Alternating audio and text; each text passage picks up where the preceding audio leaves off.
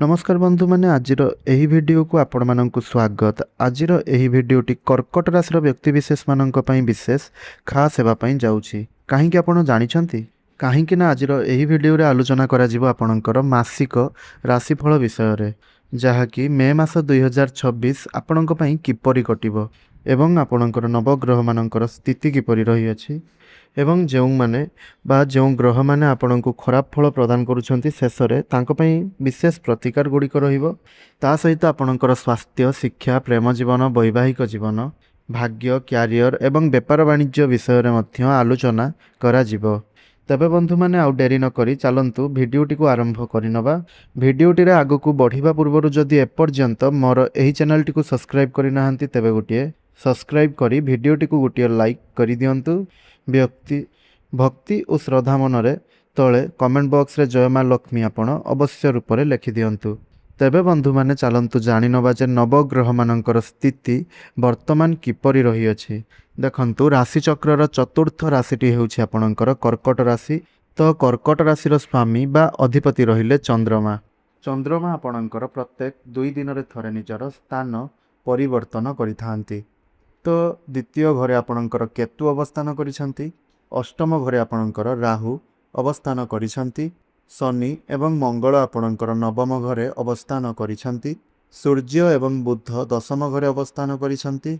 शुक्र एकादश घरे अवस्थान करिसंती एवं गुरु बृहस्पति द्वादश घरे अवस्थान करिसंती। तेबे बंधु माने गुरु बृहस्पति जेहेतु द्वादश घरे अवस्थान करिसंती तेणु आपणकर स्वास्थ्य विषय रे आलोचना कले गुरु बृहस्पतिंकर स्थिति टिके दुर्बल अवस्था रही। तेणुक खाइबा पीबा उपरे आपणको विशेष करी ध्यान रखिबा पई पड़िबो।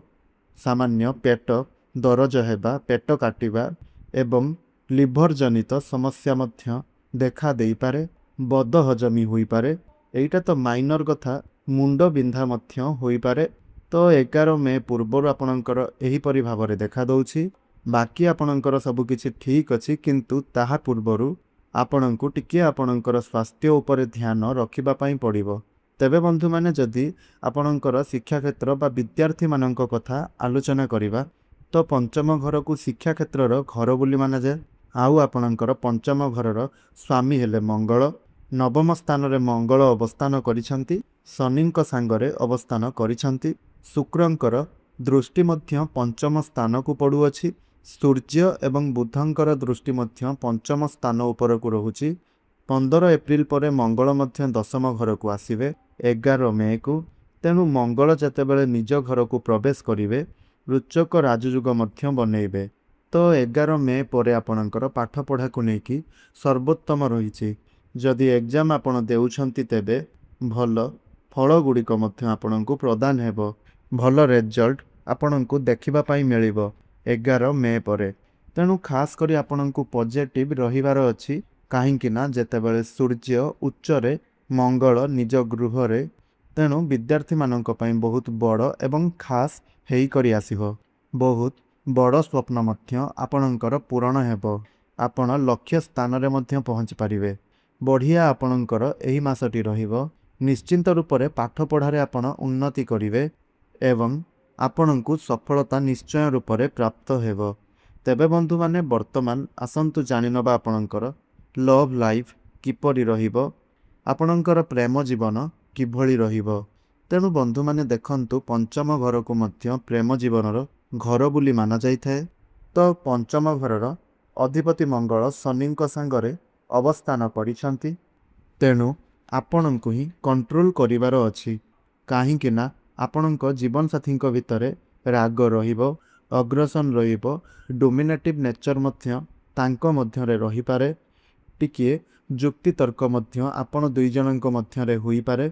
डोमिनेटिव करिबा फलरे टिके झगड़ा मध्य होई पारे। 11 मे पर्यंत एही परि भाबरे रहिबो। 11 मे परे आपणकर जहाँ भी समस्या रहिथिबो ताहा सुधुरी जिबार समय रहिबो। काहेकि ना सेतेबेले मंगल दशम घर को प्रवेश करिवे आउ पंचम घर को दृष्टि पकाइबे।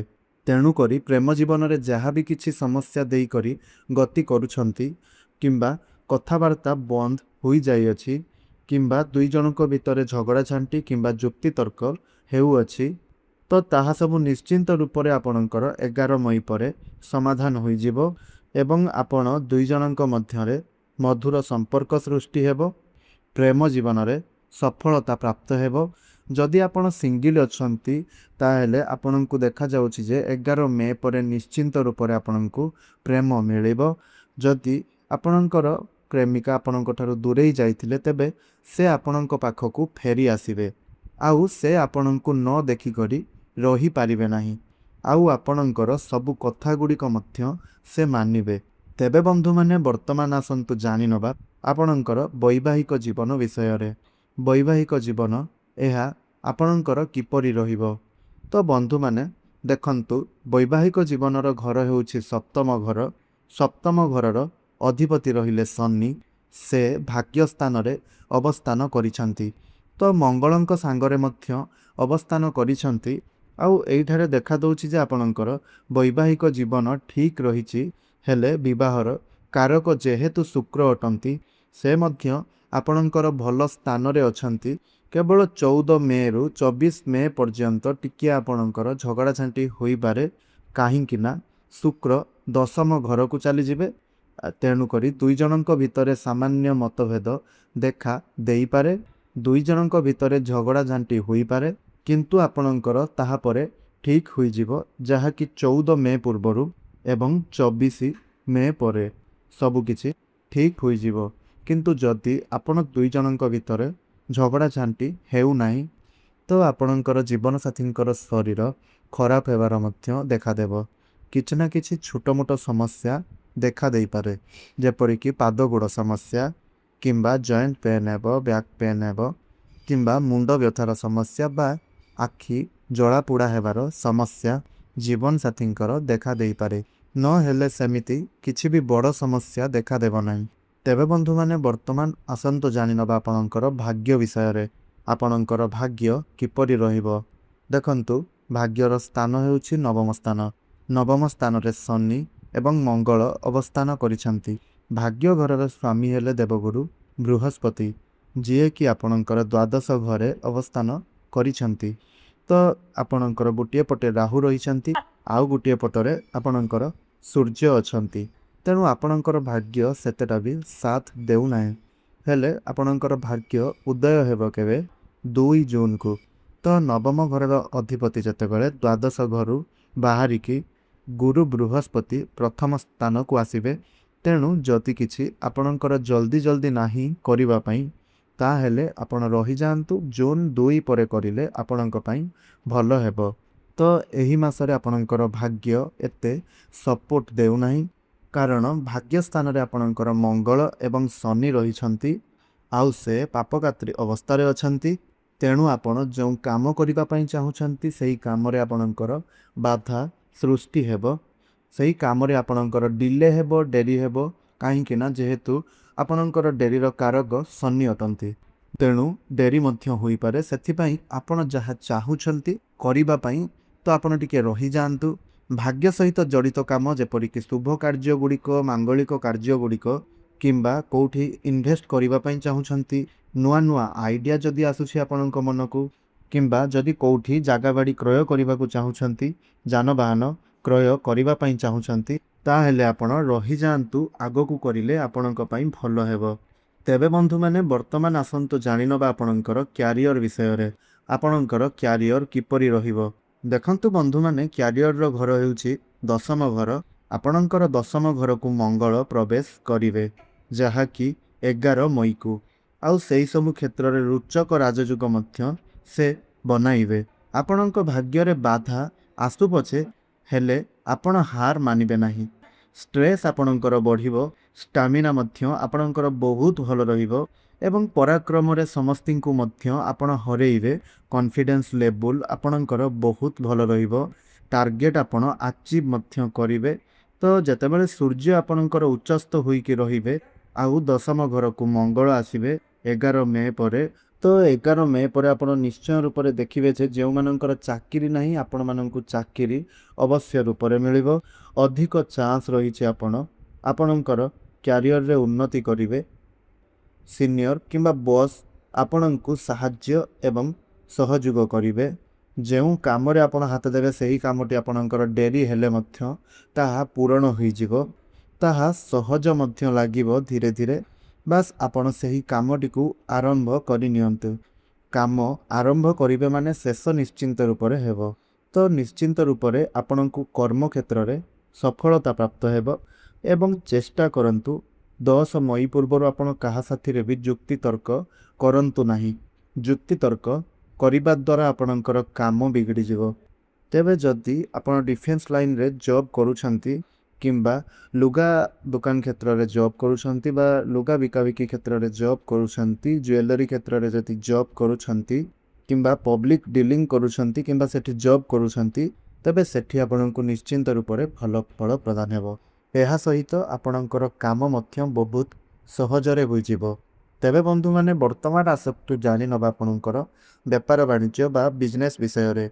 ଆପଣଙ୍କର ବିଜନେସ୍ କିପରି ରହିବ? ଦେଖନ୍ତୁ ବିଜନେସ୍ ମଧ୍ୟ ଏହା ଆପଣଙ୍କର ବହୁତ ଭଲ ରହିଛି। 15 ମେ'କୁ ବୁଧ ଆପଣଙ୍କର ଏକାଦଶ ଘରକୁ ପ୍ରବେଶ କରିବେ। ଏକାଦଶ ଘରଟି ହେଉଛି ଆପଣଙ୍କର ଲାଭର, ପ୍ରଫିଟ୍ର। ତେଣୁ ଆପଣଙ୍କର ବିଜନେସ୍ ଏଥିରେ ଆପଣଙ୍କୁ ଲାଭ ହିଁ ଲାଭ ହେବ। ଧନ କ୍ଷେତ୍ରରେ ଲାଭ ଆସିବ। ଆପଣଙ୍କର 15 ମଇ ପରେ ଖର୍ଚ୍ଚ ମଧ୍ୟ ହେବ। କିନ୍ତୁ ଯଦି ଆପଣ ଖର୍ଚ୍ଚ କରିବା ପାଇଁ ଚାହିଁବେ, ଯଦି ଆପଣ ନିଜର ମଜା ବା ଖୁସି ପାଇଁ ଆପଣ ଖର୍ଚ୍ଚ କରୁଛନ୍ତି, ତାହେଲେ ଆପଣଙ୍କର ଖର୍ଚ୍ଚ ରହିଛି। ନହେଲେ ସେମିତି କିଛି ଆପଣଙ୍କର ବଡ଼ ସମସ୍ୟା ନାହିଁ, ସେତେ ବଡ଼ ଖର୍ଚ୍ଚ ନାହିଁ। ତ ଯାହା ଆପଣଙ୍କର ପ୍ରଫିଟ୍ ଦେଖିବା ପାଇଁ ମିଳିବ ବିଜନେସ୍ରେ, ନୂଆ ବିଜନେସ୍ ଯଦି ଆପଣ ଚାହୁଁଛନ୍ତି ତେବେ ତାହା ଆପଣ କରିପାରିବେ। ଡେଲି ଇନକମ୍ରେ ଗ୍ରୋଥ୍ ହେବ। ଧନ ଆପଣଙ୍କ ପାଖକୁ ଆସିବ। ଯଦି କେହି ଆପଣଙ୍କର ଧନ ରଖିଥିଲେ ତାହା ଆପଣଙ୍କୁ ଫେରାଉ ନଥିଲେ, ତାହେଲେ ସେ ନିଶ୍ଚିନ୍ତ ରୂପରେ ଫେରାଇବେ। ନୂଆ ନୂଆ ଗ୍ରାହକମାନେ ଆପଣଙ୍କ ବିଜନେସ୍ରେ ଯୋଡ଼ି ହେବେ। ତେବେ ନିଶ୍ଚିନ୍ତ ରୂପରେ ଆପଣଙ୍କ ପାଇଁ 15 ମଇ ପରେ ବହୁତ ଭଲ ଦେଖାଦେଉଛି। ତେବେ ବନ୍ଧୁମାନେ ଏହା ତ ଥିଲା ଗ୍ରହମାନଙ୍କର ସ୍ଥିତି। ଏହିଭଳି ଫଳ ଆପଣଙ୍କୁ ପ୍ରଦାନ ହେଉଅଛି। ଯଦି ପ୍ରତିକାର ସ୍ୱରୂପ ଆଲୋଚନା କରିବା, ତାହେଲେ ହନୁମାନ ଚାଳିଶା ପାଠ କରନ୍ତୁ ଏବଂ ଆପଣ ମଙ୍ଗଳଙ୍କର ବୀଜମନ୍ତ୍ର ପାଠ କରନ୍ତୁ। ତା ସହିତ ଚନ୍ଦ୍ରମାଙ୍କର ବୀଜମନ୍ତ୍ର ପାଠ କରନ୍ତୁ। ସୂର୍ଯ୍ୟନାରାୟଣଙ୍କୁ ଜଳ ଅର୍ପଣ କରନ୍ତୁ ଏବଂ ଗୋମାତାଙ୍କୁ ଘାସ ଚାରା ଖାଇବା ପାଇଁ ଦିଅନ୍ତୁ। ଦେଖିବେ ଯଦି ଆପଣଙ୍କର କାର୍ଯ୍ୟରେ ବାଧା ସୃଷ୍ଟି ହେଉଥିଲା, ତେବେ ଶନିଙ୍କର ବୀଜମନ୍ତ୍ର ପାଠ କଲେ କାର୍ଯ୍ୟକ୍ଷେତ୍ରରେ ଆପଣଙ୍କୁ ସଫଳତା ପ୍ରାପ୍ତ କରାଇବ ଏବଂ ସମସ୍ତ ସମସ୍ୟାର ସମାଧାନ ମଧ୍ୟ ହୋଇଯିବ। ତେବେ ବନ୍ଧୁମାନେ ଆଶା କରୁଛି ଭିଡ଼ିଓଟି ଆପଣଙ୍କୁ ନିଶ୍ଚିନ୍ତ ରୂପରେ ଭଲ ଲାଗିଛି। ଯଦି ଏପର୍ଯ୍ୟନ୍ତ ଆପଣ ମୋର ଏହି ଚ୍ୟାନେଲଟିକୁ ସବସ୍କ୍ରାଇବ୍ କରିନାହାନ୍ତି, ତାହେଲେ ଚ୍ୟାନେଲଟିକୁ ସବସ୍କ୍ରାଇବ୍ କରି ଭିଡ଼ିଓଟିକୁ ଗୋଟିଏ ଲାଇକ୍ କରିଦିଅନ୍ତୁ। ଧନ୍ୟବାଦ।